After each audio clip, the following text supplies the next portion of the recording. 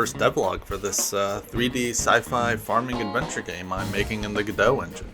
In this game, you'll play as a farmer on an alien world. Out in the world, you can collect robots and attachments for your robots as you explore. You can bring these attachments back to your farm, where you can then equip them to your robot. These attachments allow your robots to complete various tasks, which you can then use to progressively automate your farm as you progress through the game, which then allows you, the player, to go out and experience more of the world, while your robots stay home and do all the work. As the earlier title suggested, I don't yet have a name for this game. Working titles include Gardens of Thalamind, Fields of Thalamind, Techno Harvest. All I know right now is that it will be something sci-fi sounding with some allusion to agriculture. This is not the first game I've ever attempted, but hopefully it will be the first game I release, if I don't throw in a side project at some point. I've wanted to make a game for years now. When I was a kid playing Ocarina of Time or Wind Waker, I always wanted to be able to settle down and just exist in the world. Take a break from adventure and live like the people do.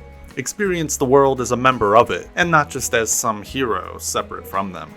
However, when I played games like Harvest Moon, where all you do is settle down on your little homestead and exist in the world, I always found myself wanting to then go off on some adventure. To explore and fight things, and then come back home to my farm with the spoils from my adventure. Well, that's what this game aims to be.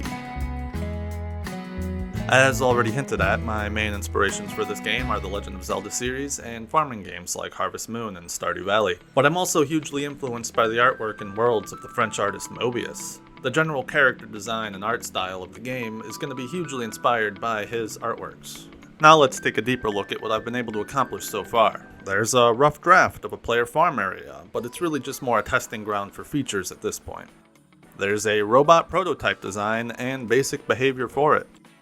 There's attachments for your robots, which allow the robots to complete specific actions. There are some chicken-type things with basic behavior and a hunger mechanism. There's an inventory system. There's interactable grass. There's the same two rock pillar things duplicated again and again everywhere. There's this chicken coop prototype model, and this house prototype model. Basic animations for things that I'm mostly satisfied with for now, and tons of other little things, some of which we'll go over in the next section. That section being, what can we do so far in the game? Well, you can switch between the robots on your farm. The active robot shows up in this little window here when the UI is open. You can swap out attachments on your robots, enabling them to do specific tasks. You can assign tasks to your robots, considering the proper attachment is equipped. Tasks currently include tilling, planting, watering, and dropping items, which is currently how you feed your chicken-type things. After several rounds of watering, the seeds you plant will eventually grow into fruits you can pick. You can take these fruits you grew and sell them and anything else you have to this placeholder NPC, which is currently just a mysterious black monolith. Obviously, I will add humanoid characters later. You can, of course, purchase things in various quantities, meaning a prototype of shop mechanics are completely implemented. However, all UI is very much in a placeholder phase at the moment. You can also carry on branching conversations with this NPC. Choices you make in conversation can make changes in the world and vice versa, demonstrated by this cube.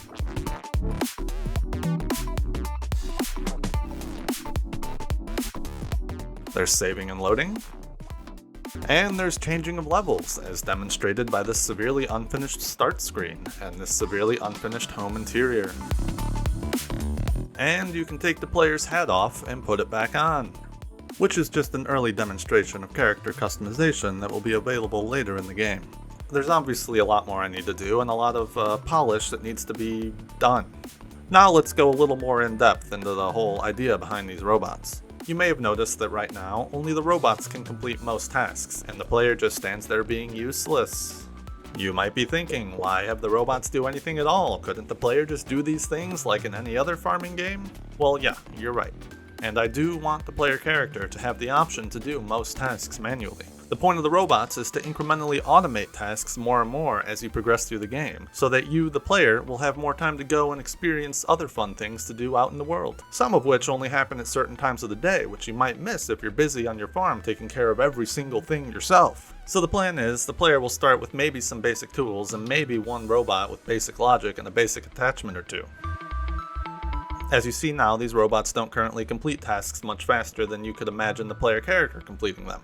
And you're right, the early and basic attachments you can get for your robots will be marginally better than doing the tasks yourself as the player, but the robots can multitask. For example, you can have one robot tilling soil while another robot follows behind and plants seeds, and another robot follows behind that one and waters them. Each task would be occurring simultaneously with the other. The player character couldn't work that efficiently alone. Or let's say you've already tilled and sowed an entire field and you want to water it, but while that field is being watered, you want to plant seeds in another field that you've already tilled, and you want to start an entire new field somewhere else. Well, with multiple robots you can do all those things simultaneously, leaving you free to have a night out on the town. And with bigger and better robots with improved attachments and advanced logic cores, you can assign tasks more efficiently to your robots and automate them even more. Plus, there will be a player energy stat, like most other farming games have, so doing work manually will tire the player out, but using robots will leave the player with plenty of energy to go out and explore. And you just heard me mention logic cores. What are those? Well, in addition to the physical attachment slots, I have this idea for what I'm currently calling logic cores. These logic cores will allow the robots to do special actions, such as collect specific forageables out in the world, or till a designated area of land with one command, rather than having to be told each individual grid space to work.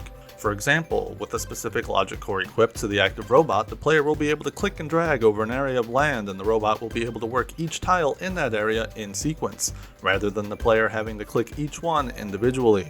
Okay, that's really cool, I know. But why have robots do all the work? What's there for the player character to do? Explore the world. Meet the characters that inhabit it. Learn their stories and form simulated relationships. Uncover the dark secrets of the society you're a part of.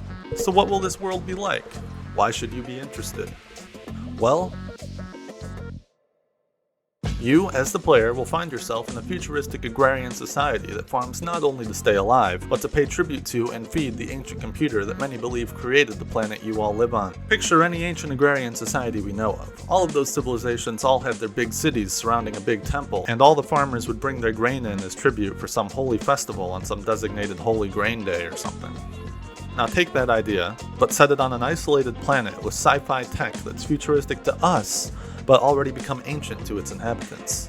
A world where the tech is so far removed from the current inhabitants that anyone who understands how any of it works at all is regarded as a priest or a wizard. Now imagine that world with a bunch of kooky fun characters and scenarios, the likes of which you might see in an older Zelda title or Harvest Moon or Stardew. This ancient computer exists inside a temple in the center of the city that will be in the center of the map.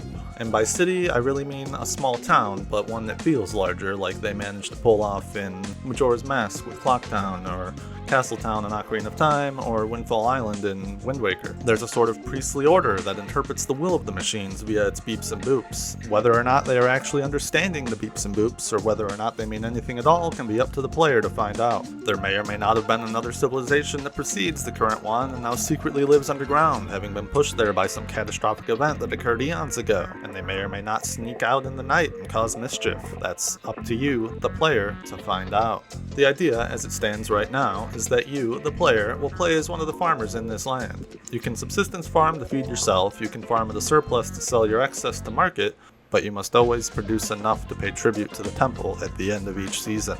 If you don't, there may be consequences. As for the map, I plan to have a compartmentalized map like that of Ocarina of Time, but modernized and updated, more detailed to feel less clunky and more palatable to modern audiences. One area would be the player farm, up in the mountains I'm thinking right now. One area would be the main town or city. I think this might be in the middle of a lake, like the Aztec capital city. Wherever there is a large body of water, there will be a fishing minigame available. There will be a great field that connects the zones in the mainland and that farmers will share to let free-range cattle roam. There will also be a mining area, of course, that's always necessary. And much, much more. Or far, far less. We'll see what happens. Obviously, I still have a lot to do. If it wasn't clear already, I'm currently making this game entirely by myself. All the models, textures, rigging, animations, code, etc. Those are all currently just by me. I will be bringing on a composer at some point to do the music. I do know a few people who can help out with that already. I would love to bring on more people to help with all the other aspects of the development process if I can. But currently, as I have no funding, I'll just continue working alone, which is fine. I really do love every aspect of the process so far. More people would just mean more progress in a shorter amount of time. But if you want to help out and you want to see this game realized, you can subscribe to my Patreon, which is linked in the description below. On this Patreon, I plan on sharing more detailed videos on how I accomplished various things in the game so far, as well as exclusive updates.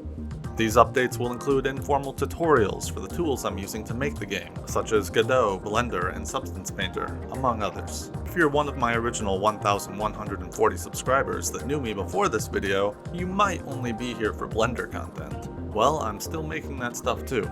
I will finally be releasing my Mobius shaders and add-on, hopefully sometime in the next month. If you're only here for Blender, or you also like Blender shaders, you can help out by purchasing my shaders and add-ons on my Gumroad, which is also linked below. Finally, my plan is just to continue working on the game with all the free time I get, and continue updating all of you here on YouTube and on my Patreon. Here on YouTube, I will continue to release updates on the game as they come, as well as some behind the scenes and broad overviews of how I accomplished some things so far in the game. Again, I will go more in detail on all of those subjects on my Patreon. The easiest way to help out is just to like this video, subscribe to the channel, and just continue watching my videos as they come out. And that's it. I hope you're all as excited for this game as I am. Check out my Patreon in the link below and let me know in the comments below what you think of everything so far. Thanks everyone for watching this. I will hopefully see you all next time.